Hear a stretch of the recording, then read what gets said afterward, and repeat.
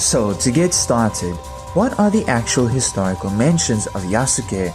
Well, in my attempted research for this video, I have found that there exist only about several sources that mention or portray Yasuke with varying degrees of reliability.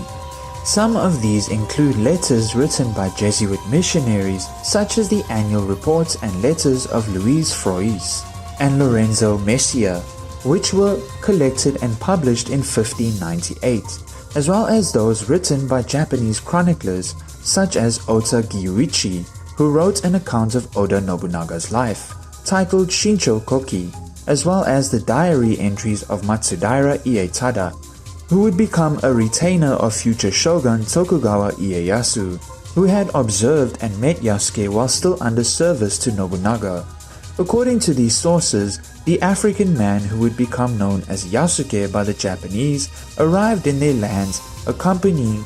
a Jesuit missionary by the name of Alessandro Valignano in the year 1579.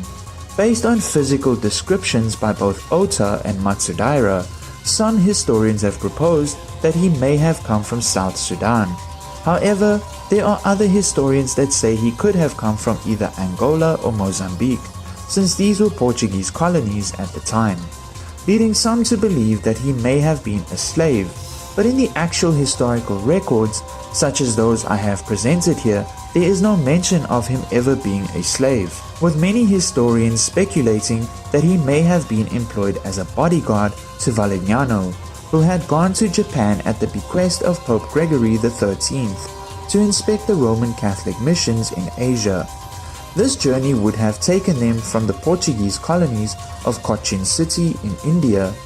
to Malacca in Malaysia, Macau in China, and finally to Kuchinotsu in Japan, which is modern-day Nagasaki.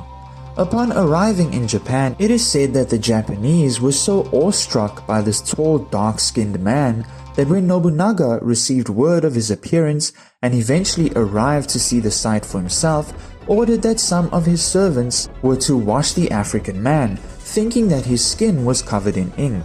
After realizing that the dark tone was indeed his true skin color, he decided to employ the man and gave him the name Yasuke, which apparently could mean personal assistant or helper in Japanese.